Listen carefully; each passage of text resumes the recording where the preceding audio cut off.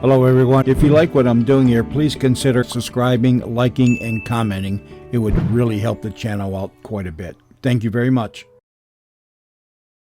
The CBS Radio Mystery Theater presents...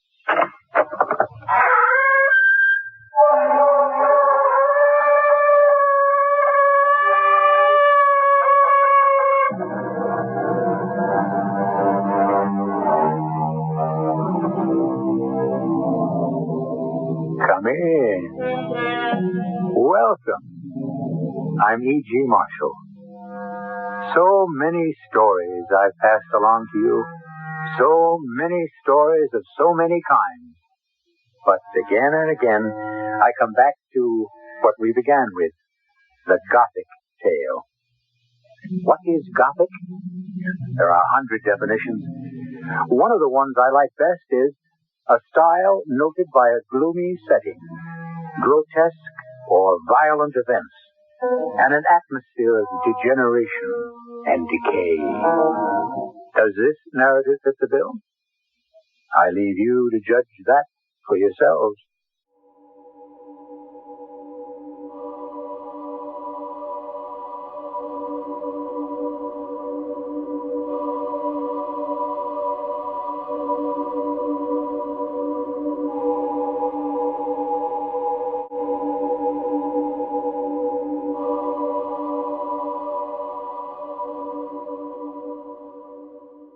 Why are there no mirrors anywhere, Mrs. Clemper?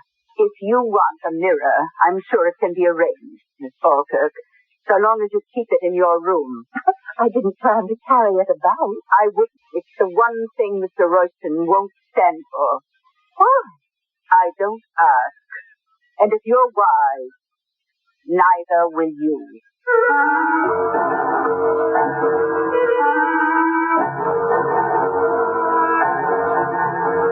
Our mystery drama, Reflected Terror, was written especially for the Mystery Theater by Ian Martin and stars Marion Seldes.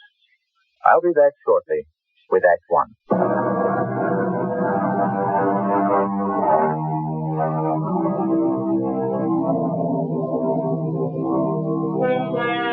Up along the Hudson River, perched on the edge of tumbling escarpments to the river below, are great mansions built at the turn of the 19th century. A magnificence and splendor only possible today for the Charles of the oil countries. Royston Manor House was such a showplace, but by now, in 1896, it has long been in disrepair. Its master, Joseph Conning Royston, a sad recluse, victim of a consuming depression since the death of his beloved wife, in mourning for her untimely death, he occupies this desolate mansion, maintained by a skeleton staff. And to it, as our story begins, comes young Emily Falkirk. You're sure you're expected at Royston House, miss? Of course. Why do you ask? Oh, just there ain't many visitors these days.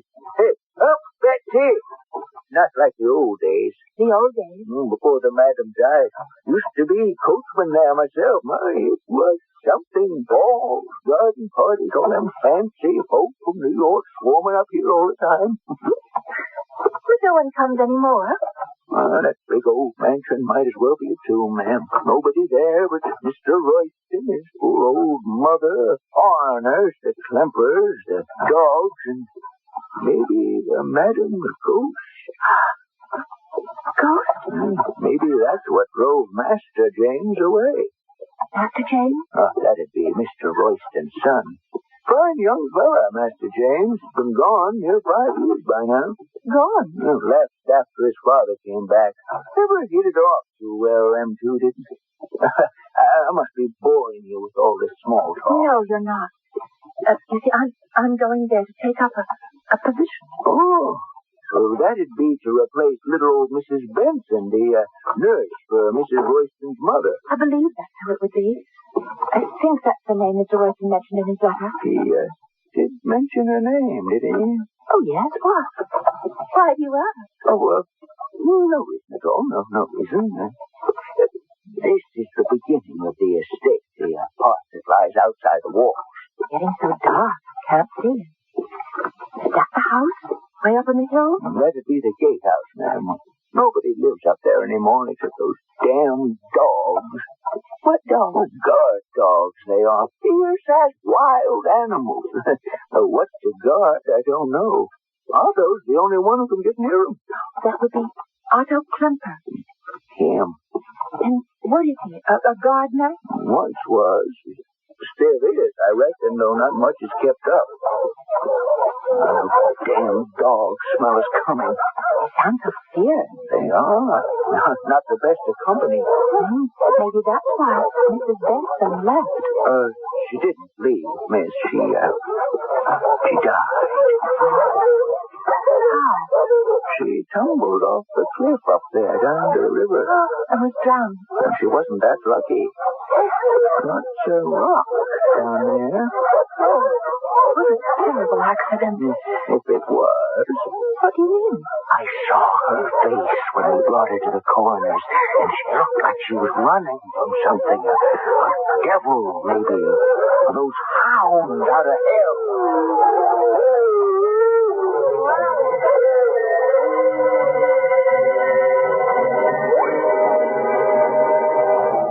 I was in the habit of writing everything down that happened in my uneventful life in a diary. So through it, we can follow the fearful and melancholy record of the history of Royston House.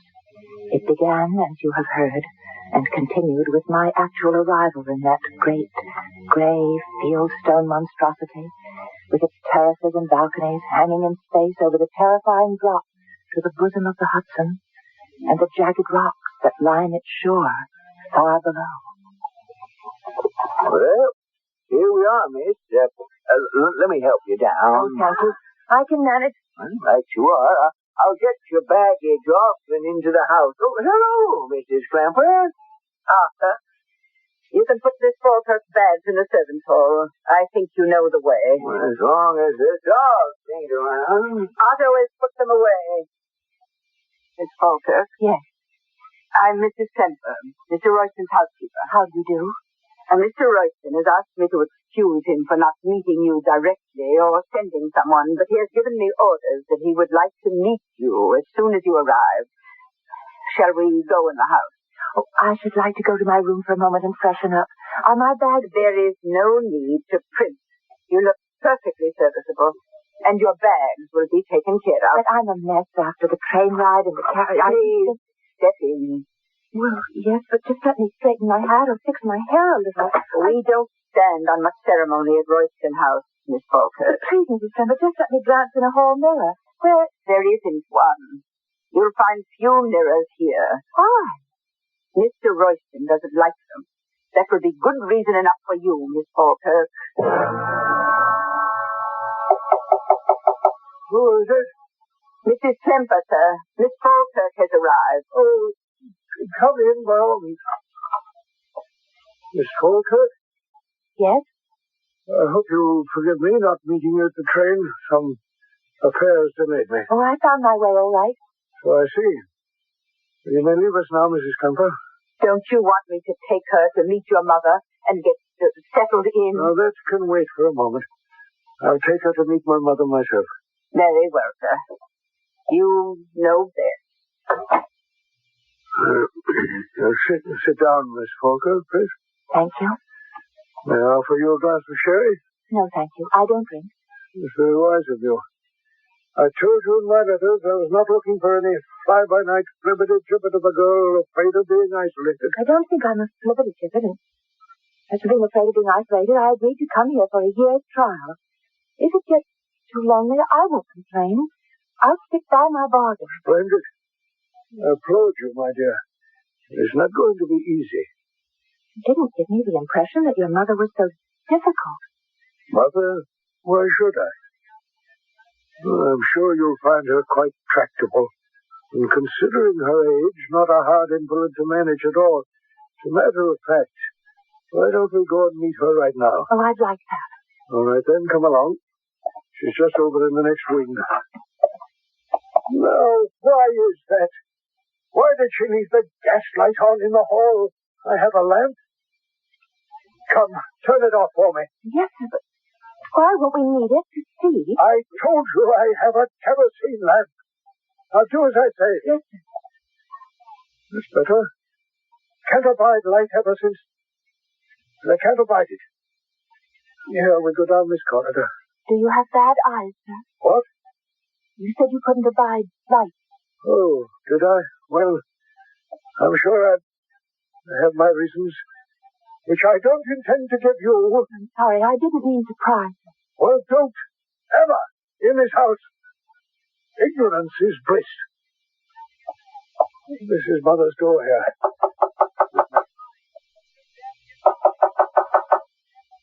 Yes, I'm almost ready.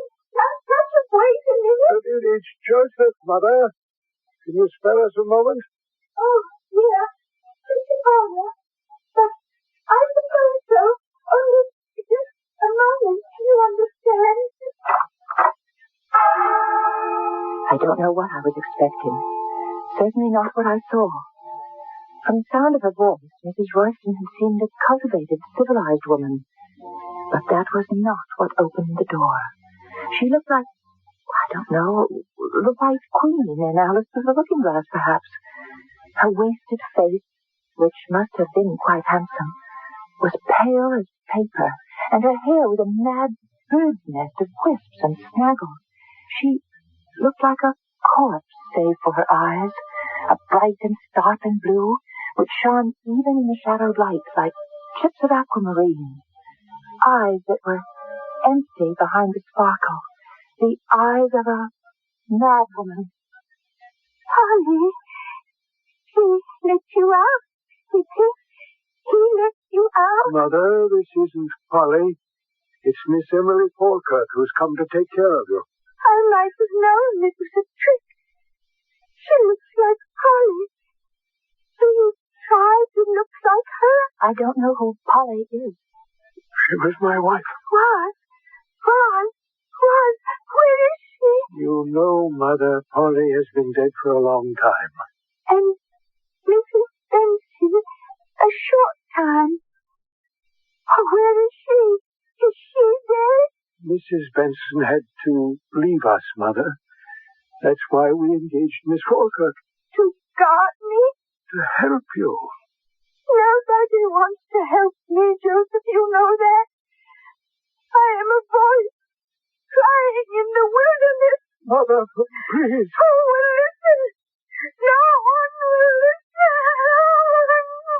Come away, Miss Falkirk. There's nothing any of us can do when she's like this. But I'd like to help her. You can't help her. You can take over that duty just as soon as you're settled yourself. He led me out of the room and down another long corridor. The only light was that oil lamp he carried. Suddenly, we were in a sort of a gallery, peopled with heavily framed oil paintings.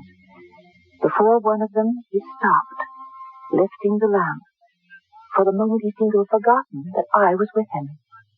I can bear to look at you in a painting, but not in the flesh. Not in the flesh. That was my wife, my beloved wife, Miss Falkirk. You see how much you resemble her. I? Oh, well, no, not really. She's beautiful. And so are you. I thought when all the mirrors were gone, the reflection was banished forever. Now you come to bring it alive again. What's disturbing the dogs? I don't know. Mrs. Kemper, what's happening? With the dog? I don't know. Otto has everything under control. So don't worry. Very well. You may show Miss Falkirk to her room, then. You mean I can stay? We'll see how it works out. Is something wrong? He thinks I look like his wife. I mean the one who was his wife. Do you? Much too much. It's a pity you came.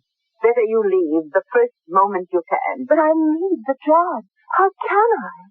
You'll have to decide that for yourself. It may not take long. Well, there are all the elements. The old and decaying house, marked by a feeling of degeneration. A gloomy enough setting, wouldn't you say? And as for grotesque and violent events, well, our story has scarcely begun. Wouldn't you imagine that they are lurking off stage in the wings, ready to burst forth?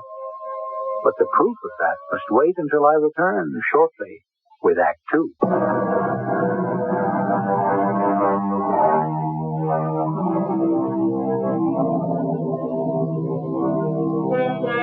The days passed at Royston House, and Emily Falkirk settled into her routine. Her room was pleasant and cheerful enough, although it looked away from the river. Her days were spent with the now silent Mrs. Royston, bathing her, dressing her, reading to her, taking her to sun on the balcony over the Hudson. She shared her meals with her, served by an incommunicative Mrs. Klemper. Mr. Royston kept to himself, and Mr. Klemper seemed forever to be out of doors, roaming the property with his snarling dog. Royston! He's out! Right in here! Well, what are you doing out here, Fraulein, when the dogs are loose? Oh, I just couldn't stand being cooped up any longer. I wanted a breath of air. Well, we're all cooped up here, no? Perhaps we can be better acquainted. Oh, I'd like to be with someone.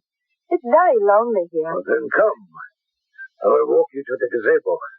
There's a splendid view of the river. It's hidden away from the house. A moment. Royston! It's on! Oh! She mustn't hear. Private. They will stay. We can be quite alone. Come. Why do you have them? Terrible dogs. They're not terrible. They're very gentle. If they know you. Oh, I can't believe that.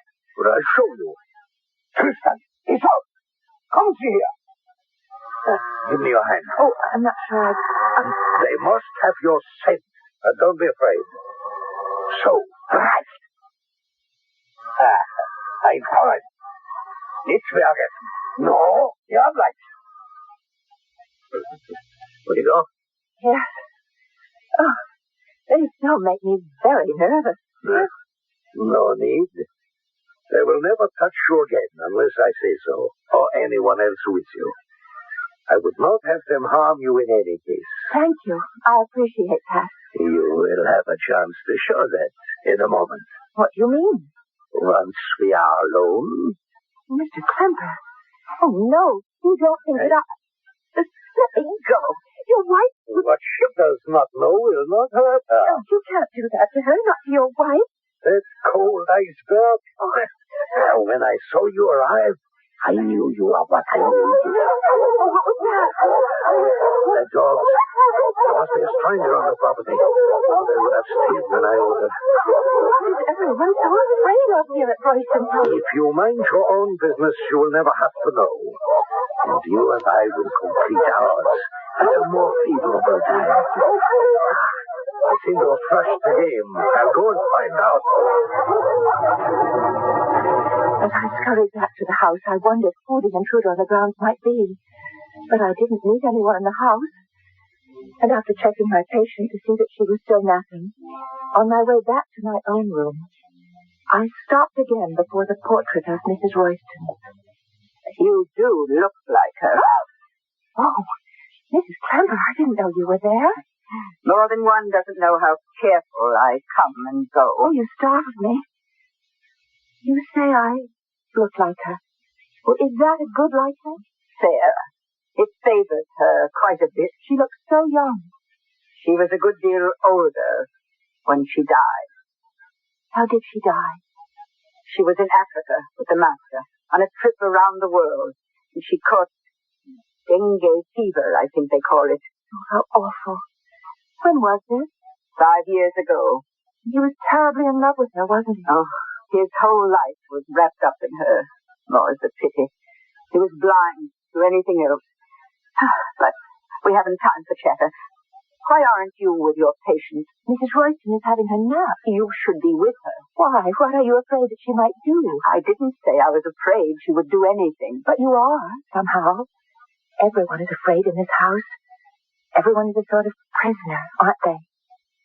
Why? I don't know what you're talking about. I think you do. The dogs, walls, the secrecy. And why are there no mirrors anywhere? I want one. I want one in my room so I can arrange my hair and make my toilette. If you want a mirror, I'm sure it can be arranged. So long as you keep it in your room. But I didn't plan to carry it about with her. I wouldn't. It's the one thing Mr. Royston won't stand for. Why? That's his business and his right. I don't inquire. And if you're wise, neither will you. Yes? Come in, Miss Falkirk. Close the door. You sent for me, Mr. Royston. Yes. Are you going to discharge me? What? I said, do you want me to leave? Whatever gave you that idea? The day I came, you said. Oh, I just thought that's why you sent for me. Oh, forgive me. I was somewhat abstracted. I made a trip to town yesterday, a rare excursion. I bought something for reasons of my own. I no longer want it. It's wrapped in that package on the table.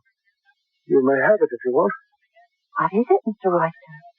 Something Mrs. Kemper tells me you asked for. A mirror. You may have it on one condition. What is that? You must keep it in your own room. Just never to leave it. If you wish. You may leave now. Oh, one other thing. Yes? 2 or 3 times the dogs have been disturbed lately. Prowlers of some kind. It wouldn't be anyone looking for you. Me? I told you in my letter that I'm alone. I have nobody else in the world. No family, no friends. My family is dead. My friends are half a continent away. No young man in your life? That is why I am half a continent away from my friends and him. He married someone else. We all have our crosses to bear. Very well, Miss Falkirk. That'll be all. I left this brooding, haunted man in a turmoil, touching the heavily wrapped package he'd given me, which turned out to be an inexpensive, quite ugly, but serviceable hand mirror. It was a godsend to be able to see myself again and fix my tangled hair. Suddenly I felt stifled. Where are you going? Oh, just to get a breath of air, Mrs. Kemper. The dogs are loose, and my husband is not back from town yet. The dogs are used to me now. I wouldn't count on it. I'll stay on the porch. Mrs. Kemper. What? Why must we have them? The dogs, I mean. What is it that Mr. Royston's so afraid of? Who said he was afraid of anything? But he must be afraid of something or someone. Why does he hide behind a wall and close gates and have those vicious dogs? The dogs are not vicious, except to strangers. They are my husband's children. And you ask too many questions. Go out if you must, but don't be late to dinner. I walked out to the porch, but it was a heavy night with little air stirring, and suddenly the oppressive heaviness of the house was smothering me, making it hard to breathe. I fled out into the quiet, dark night. I had a wild desire to scream, but my throat was so choked it was all I could do to breathe. I could feel a reasonless panic welling up inside me, and then all of a sudden it was reasonless no more. The dog started to bark frantically, and I could hear someone running, but before I could get out of his way, I'm sorry, the dog. What are you doing here? Who are you? Not much time for socializing. I'm James Royston. Who are you? Emma Falkirk. Are you Mr. Royston's son? Yeah, on and off, when he wants to recognize me. What am I going to do about those damn dogs? They don't know you? We've never met formally. Well, you'd better get behind me. Can you control them? We'll soon find out. Son, Isolde. Oh, Constant. I never figured you for an animal trainer. I'm not. What do I do now? Get him to buzz off. I don't know how to do that. Can't you tell them? But they only understand German. Oh, look, if you let them smell your hand, maybe I could tell them that you're a friend. I'm on a bet. I get the notion they don't like me any better than I like them. I could tell them to stay. Yeah, well, we took off. Solid idea. Why don't you? It's in German. Oh, I don't remember the words. Well, I can help. See, bleiben is the infinitive for a command. Let's see. How about bleib? That's what he said. Achtung! Bleibt hier! Stehen Sie! Bleibt here! Oh, lady, you are a lifesaver. Well, if you want to save yours, you better get out. After finally getting in again, not on a bet. There must be some easier way of getting to see your father. Who wants to see him? Last person I want to see. And who do you want to see? My mother. But she's dead. And buried? Buried, yes, perhaps. But not dead. Not decently dead.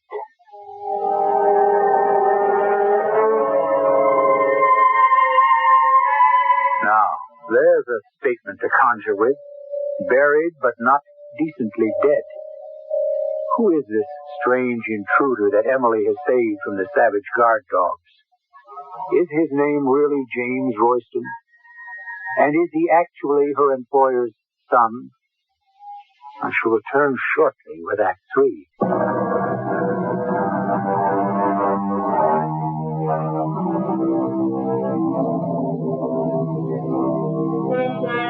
In the gathering dusk, Emily Falkirk has the strange feeling that time has been brought to a standstill while she searches the face of this handsome red-haired young man who has dropped so unexpectedly into her life.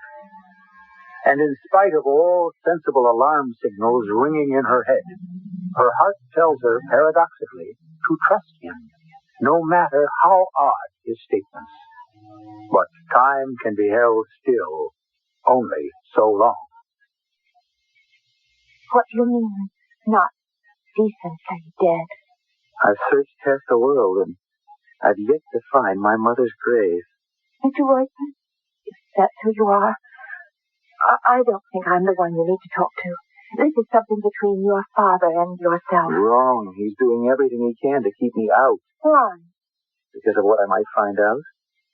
You want to hear about it? No. Even if I did, the dog. We simply can't expect him to stay quiet like this indefinitely. Not while we're right here on top of him. Yeah, there's a gazebo right down at the end of this path of pine. I know, that's where I was headed. Well, will you come with me there and let me explain? I don't know why I went with him. I write that now after the fact, as if I didn't know then just as well. I went with him because, ridiculous, impossible, childish as it may seem, from the first moment I looked into James' wide-spaced eyes, from the second he first smiled, his crooked grin, from the minute marked off by the time that I first felt him near me, I was in love. He was my man, and I was his woman. And most of all, I sensed he needed love and me so desperately. Now in the gazebo, I was finding out why. What do you mean? He's not really your father. Well, you have to understand about my mother. He met her in France nearly 30 years ago. He wanted to marry her, but his parents wouldn't hear of it. My grandfather threatened to cut him out of his will. But then the old man died, and my father went back to France, lived there for 3 years, married mother, and after I was born, brought her home. They were very much in love. She was so beautiful. And looked so much like you. I'm glad you think so. Your father does, too. My father. He isn't, you know. Isn't your father? No. You see, that was the whole trouble between us. Only I never knew it until my 21st birthday, or just before it. But who was your father? Somebody in France. Someone my mother had turned to when the man I always thought was my father walked out on her that first time. But if she was married already, how... She wasn't married. She had me, and the guy had abandoned her. And that's why she became Mrs. Royston and came back with him to America for my sake. But I thought you said they were in love. He was. I always thought my mother was. Till, well, it all came to a head because there was some kind of inheritance I was supposed to have, and I told him to his face I didn't want any part of it. I was ordered out of the house. I must say I took advantage of that and ran back to college. I never thought that would be the last time I'd see my mother again. I thought she died in Africa. Well, so did I. You see, right after the big quarrel, they went on this trip around the world, from which she never came back. That is, if she went. I don't know what you mean. I wish I was sure that I did myself. After my mother died, my father refused to see me. If she had a will, I heard nothing about it. I was out of college by then, and I didn't give a damn. I shipped out to go around the world myself. And you're just back from that? That's about it. Been back most of the year, but Mr. Royston refuses to see me. And I haven't been able to get in the house. Even some detectives I hired couldn't.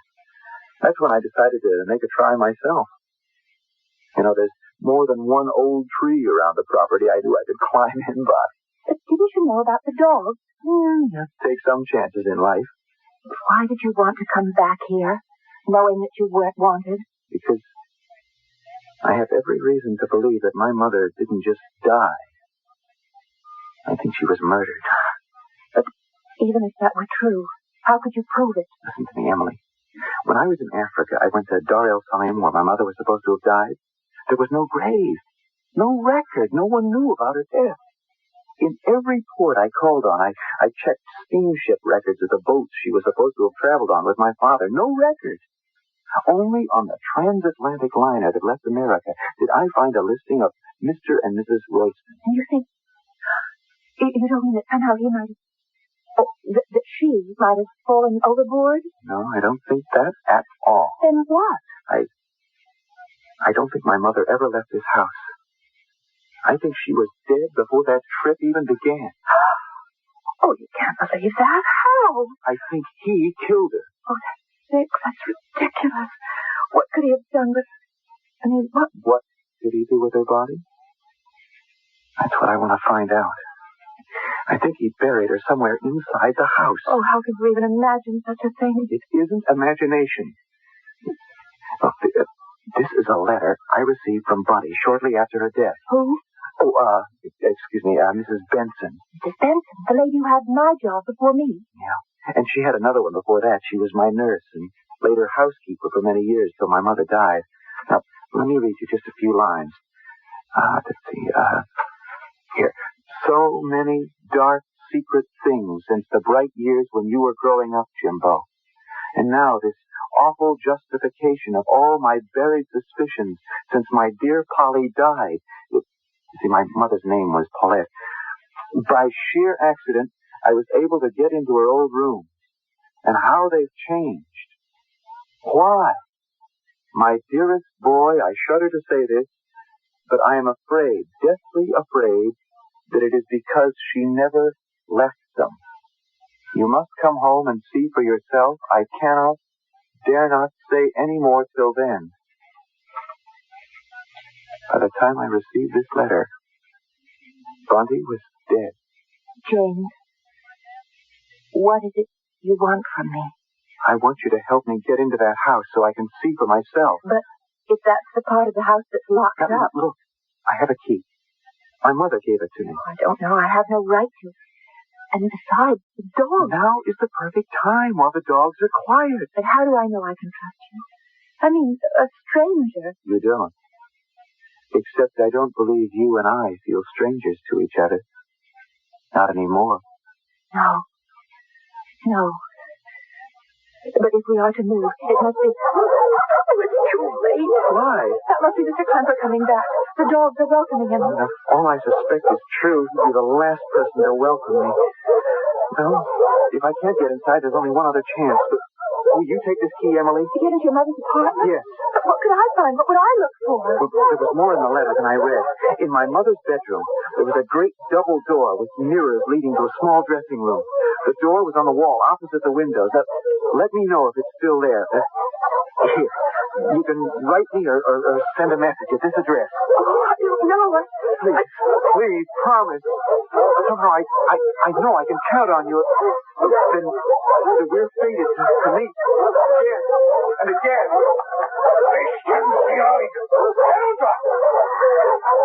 Oh, it's you. What are you doing out of the house? I just wanted to get a little breath of air before dinner. It is forbidden to wander the grounds without permission. So, this time we forget it. You are alone? Of course. Who else would be here? For your sake, better no one. Come, it's time for dinner. It is midnight now, and the house is quiet. It is not far to the end of the hall, and the door, long closed, to Mrs. Royston's rooms. But it is not so much of a surprise to find the key turns easily, and the door opens without effort. Inside, the dust lies everywhere, except for a worn path through it to the wall opposite the windows. I hold my lantern high, but I see no mirrored wall opposite the door, only a heavy tapestry hanging from the molding. I put my lamp down. I try to draw it open. Nervously, I jerk at it, and something rips, and the whole tapestry comes tumbling to the floor, stirring up a cloud of dust which chokes me. My cough is arrested in terror as I see staring at me from inside the wall a misty figure all in decaying white, the skin drawn over the skeleton so tight and paper-thin that the bones seem to shine through, a ghastly grimace of agony on her face, a face that the lantern in her hand shows in the glimmering light as a horrible travesty of mine. Now you see her too, Miss Falkirk. We're both doomed. He's standing behind me in the room, a lamp in his hand, the reverse image of the horror in the wall. And I turn back to see, oh God, forgive me, that the wall is a mirror, and what I am looking at must be, has to be a reflection. The lamp, the room, all the finite things are in that dusty, shadowed reflection, the same. Only the figure that holds the lamp is different. Mr. Royston, instead of his long dead wife. So now you know my secret. What secret? Why I cannot abide a mirror. Because it shows me no reflection of myself. Only my wife. Why? How? I murdered her, you see, and buried her in that wall. Because she could have ruined me financially. How? It's where all the money came from when I married her. From the man who could not give her child a name. But you don't know about that. Yes, I do. It doesn't matter. Nothing matters except the secret must be kept. We must all die to do that. It's the only way. But how did you keep it? Why was everyone convinced you'd gone on a trip around the world? It wasn't too difficult at that time. The clippers could be bought off. My mother I used shamelessly. She pretended to be my wife when we left on the trip. It was winter. She was disguised in heavy furs. It was easy enough for her to go as far as the boat and then slip away. I didn't realize the weight of guilt I would thrust on her to make her mad enough to need you as a companion. And what happens now? You are just as curious as Mrs. Benson was. Only it took you a shorter amount of time. I couldn't leave her alive to tell. How can I, you? No, you screaming! The wind carries your voice across the river. Not much further. We're almost to the end. I won't go there. I won't let you throw me over. You go if I have to drag you there. There is no help. Come on. You've delayed enough. Hey, what's that? The dog. It's all the husband here. Help me. Get back. Get back. That's it. That's it. Go get him, Tristan. Go get him. No. Go back. I'm shot. Call him up, Clipper. Call him up. Tristan. He's out. Come in here. Seriously. It's all right, Emily. It's all right. You're safe. Oh, how did you get here? After meeting you, you didn't think I was ever going to leave, did you? I hid out in the pool by the fountain where the dogs couldn't scent me, then I waited till I could waylay Climper. All I meant to do was to make them lock up the dogs, but while we were taking him up to the gatehouse, we saw you and Royston come up on the cliff. Oh. I made him set the dogs on him. But what happened to him? Did the dog... No, in trying to shoot them, he shot himself. How? The dogs are trained to take a weapon away. One of them had him by the wrist, and accidentally, Is he dead?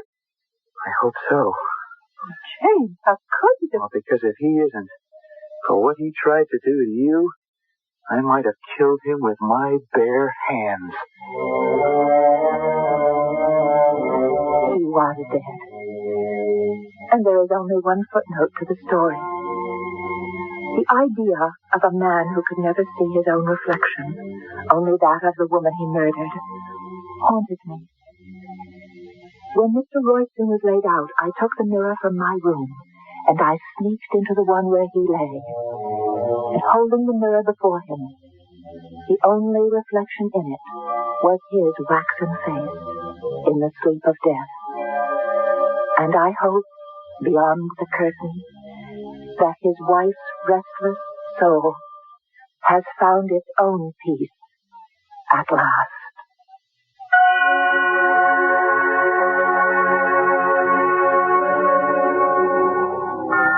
Whatever reunion took place between Joseph Royston and his wife, a kinder union came to James and Emily.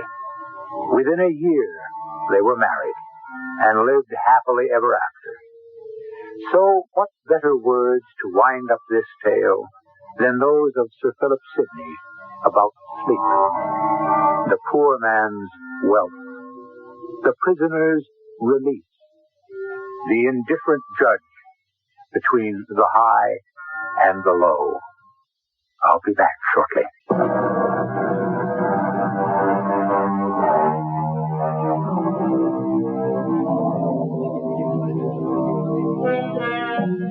A gloomy setting, grotesque and violent events, and an atmosphere of degeneration and decay. In the beginning, I promised you all of these, and I hope I have kept my promise. For these are the ingredients of what is known as the Gothic tale. Our cast included Marion Seldes, Russell Horton, Court Benson, and Bryna Rayburn. The entire production was under the direction of Hyman Brown,